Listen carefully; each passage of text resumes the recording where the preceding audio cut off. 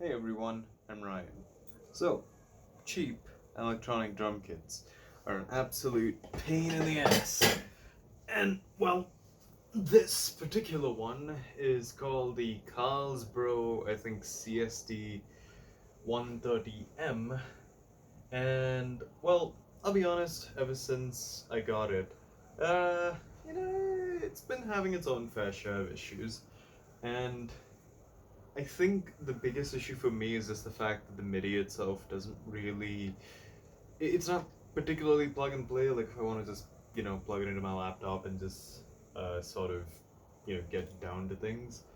Uh, and on top of that, like the overall kind of I suppose um, design is a bit strange in some places. But then at the same time, I did consciously, at least on the design aspect, choose this because comparatively to what I had before, which was the Alesis DM Nitro. Come on, slide up. Why are you not going up?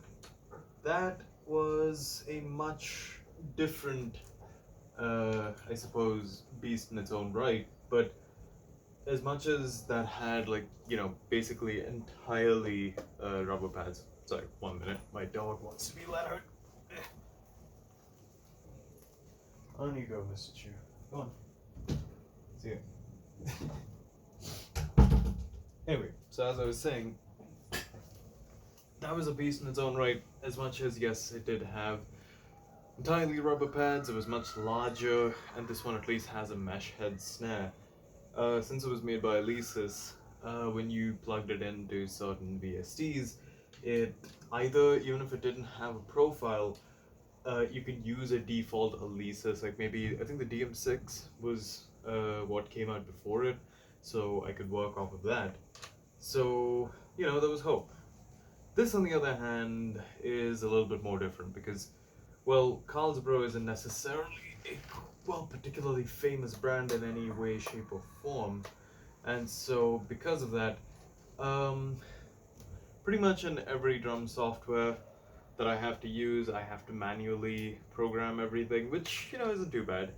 But sometimes the profiles don't get saved, and that means I have to redo it again. Now that is actually not the part that I'm annoyed at. I'm actually more annoyed at the fact that, well, trying to get a clean signal out of this, even though that wasn't exactly my original intention. I actually never wanted to use the onboard sounds, but unfortunately, at the moment I do have to temporarily use the onboard sounds due to the fact that um, prior, so this is a MacBook, Pro 2015, uh, and basically before, for the software instruments that I would use, I think it was Addictive Drums 2. I had it on Windows, and I do plan on putting a bootcamp install on this and then trying it again. But essentially, since it was on Windows, that's basically how I set it up. But here, I don't really have any VSTs, and yes, Logic is there, but I don't really know how to map everything, or if you can even do that. But anyway, going back to the clean signal. First off, on the back of the drum module, which looks like a weird spaceship thing with Bob. Actually, I wonder if I don't know if this camera supports like a switch around. It does not. It just took a picture. Brilliant. That means I have to like literally flip it. Anyway, there's our weird little drum module. Now, the thing is that drum module doesn't have a clean input or out. And so that means that even to try and get a basic clean signal was a complete pain, and I don't know why this is not staying. Okay, whatever, this is good enough.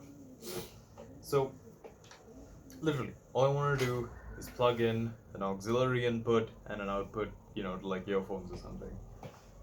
To get that working, well, was just a pain because for some reason the auxiliary, or like for the, 3.5mm that they port that they gave for the headphones, I never tested it before, but now I I kind of realize why these are not that popular. It's extremely finicky and noisy. Um, so then I was like, okay, fine, let me plug the MIDI directly into this. And again, but mind you, I've never tried like listening to the audio, like the supplied sounds on these into a computer. And well, they only work for about 10-15 seconds, and then there's horrendous distortion. Then, now, the way that I'm making it work, as stupid as it works. Let me just confirm it works and it's not distorted on me. Okay, we're still good. It's not a perfect solution, but essentially, what I've done is I've taken my cheap little audio interface. I have these, left right 6.35 mm jacks plugged into the 3.5 mm, turned up the mic, put on an instrument, put it on Behringer's pad mode, which helps a little bit with the output. It's still noisy. And then just plugged in directly, into that. I would have plugged it into this, but you know, I left my freaking converter back at the office, so whoops. But that's what I have to do to make this freaking thing work, and it it definitely makes me miss my Alesis. And if Alesis ever makes a smaller form factor drum kit like this, I am gonna be chucking this right out the window and getting one of those. But at the moment, this is the only one that I could find that was somewhat decent. Like, at least build-wise, I'll admit it is decent. It's not the best, but it's decent enough. Now, I don't think I'm ever going to be buying another Carlsbro ever again, even though there was this really tempting, not too like expensive complete mesh kit. Yeah, no, I'm gonna like spend the extra like 10 or 20 grand it is to get the Alesis version of it and just move on with life. But yeah, that is about it.